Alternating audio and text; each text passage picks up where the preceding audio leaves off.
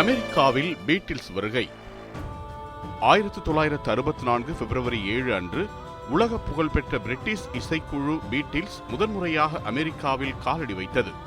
New York நகரில் உள்ள John F Kennedy விமான நிலையத்தில் அவர்கள் தரையிறங்கிய தருணம் இசை வரலாற்றில் ஒரு முக்கிய திருப்பமாக கருதப்படுகிறது.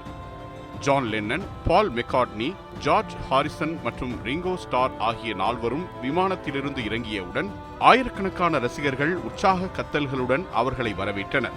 அந்த காட்சியே பீட்டில்மேனியா என அழைக்கப்பட்ட ரசிகர் பைத்தியக்காரத்தனத்தின் தொடக்கமாக அமைந்தது. அந்த காலகட்டத்தில் பீட்டில்ஸ் பாடல்கள் பிரிட்டனில் மட்டுமல்லாமல் உலகெங்கும் பிரபலமாகி வந்தன.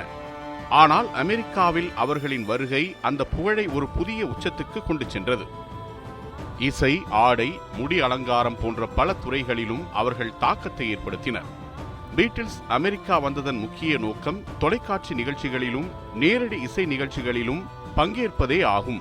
குறிப்பாக தி எட் சலிவன் ஷோ நிகழ்ச்சியில் அவர்கள் தோன்றியது கோடிக்கணக்கான அமெரிக்கர்களை அவர்களின் இசைக்கு அடிமையாக்கியது. இந்த வருகைக்கு பிறகு பீட்டில்ஸ் பாடல்கள் அமெரிக்க இசை பட்டியல்களின் முதல் இடங்களை பிடித்தன. ஒரே நேரத்தில் பல பாடல்கள் டாப் 10 பட்டியலில் இடம் பிடித்தது அதுவரை யாரும் அடையாத சாதனையாகும். பீட்டில்ஸ் வருகை இளைஞர் கலாச்சாரத்தில் பெரும் மாற்றத்தை ஏற்படுத்தியது. இளைஞர்கள் அவர்களை பின்பற்றி புதிய சிந்தனை, சுதந்திர உணர்வு மற்றும் தனித்துவமான வாழ்க்கை முறையை ஏற்றுக்கொண்டனர். இதன் விளைவாக பிரிட்டிஷ் இசைக்குழுக்கள் அமெரிக்க சந்தையில் பெரும் வரவேற்பை பெறத் தொடங்கின. இதை இசை வரலாற்றில் பிரிட்டிஷ் இன்வேஷன் என அழைக்கின்றனர். இதில் பீட்டில்ஸ் முன்னணி பங்காற்றினர்.